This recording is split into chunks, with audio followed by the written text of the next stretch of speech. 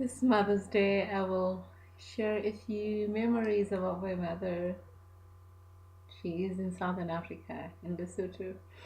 There's no way for me to talk about my mother without giggling or laughing, but I'll try my best to contain myself because my eyes water when I laugh too hard. So,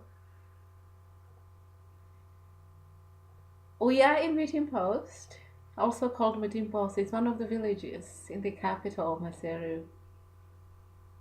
All of the five children in my family have each been assigned a piece of land to produce whatever we want to produce.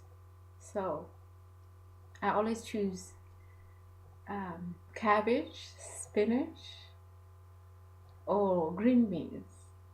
But I love the green beans because um, they're just fun to grow. When they get a certain height, you get to get a staff or a stick so they can lean on it, and then they just curl around it. And then you see all these pods dangling on the stick, and when the stick gets overburdened, it's just I just feel like, oh, look at how much I relieved this plant, and I have picked all this vegetable. It just made me feel fulfilled. Maybe that's the kind of a pleasure a person has when they are like 9, 10 years old. And my mother is just there watching me and showing me where in the ground uh, to put the sticks next to the plants. It's been a very good year. There has been a lot of produce. I sold some of the beans to the neighbors. We ate most of them. And I seem to eat them more than anybody else in the family. Maybe I have some kind of an attachment to these vegetables because you know, I, I was responsible for their being there. So my mother plans to teach me how to preserve her beans. She shows me how to steam, how to sterilize canning bottles and the lids. She shows me how to prepare the preserving fluid. It is basically saline with some vinegar in it. And you can put spices if you want, but we didn't use any spices.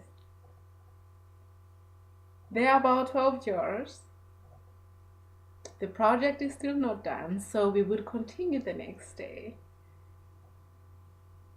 Um, the next day, I uncover the jars because we wrapped them in heavy fabric so they cool off gradually.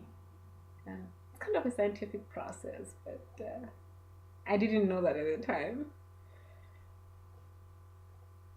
So as we uncover them, she points at one bottle and she explains to me that I would have to redo that one.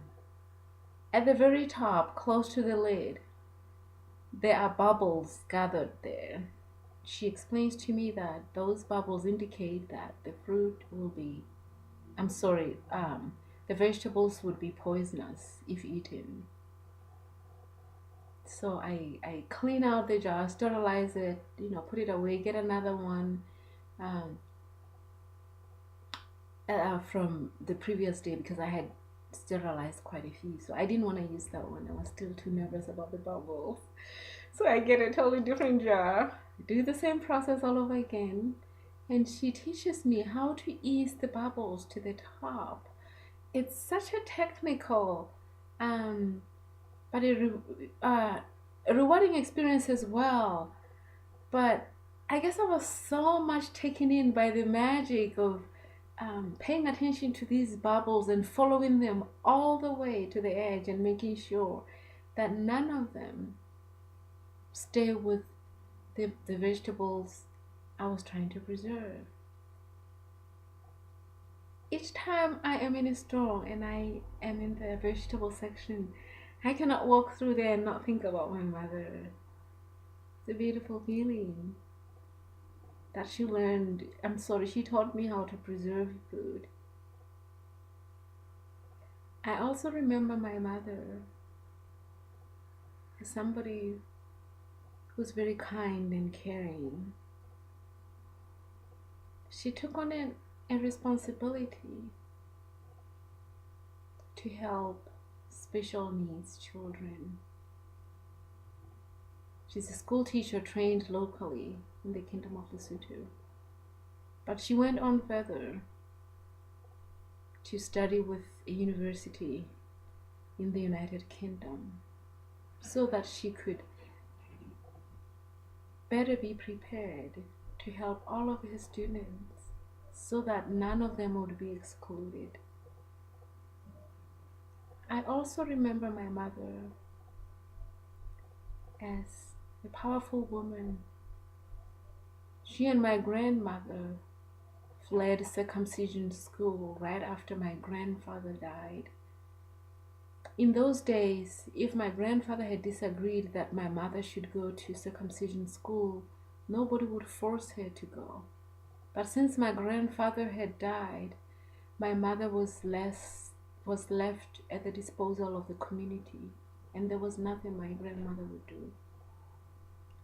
So they fled on horseback from from Liribe to Beka. I said the same thing. Beka is in Liribe, from Dikowing to Beka. The distance in between is about, I would say, 8 to 9 hours on horseback. I'll double check. I'll look at the map. I have forgotten already how to convert kilometers to miles. But for my mother to have overcome circumcision school and continued to be educated in the ways that you and I understand today was a victory of her time in a society that was so highly patriarchal.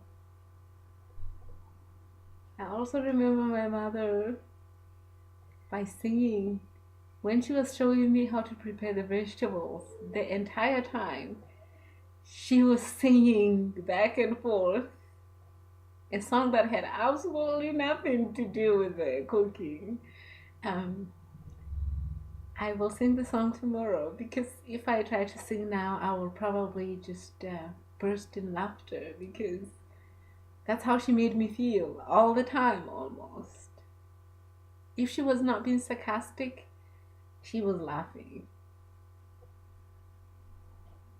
That is why for me, today this is a good Mother's Day.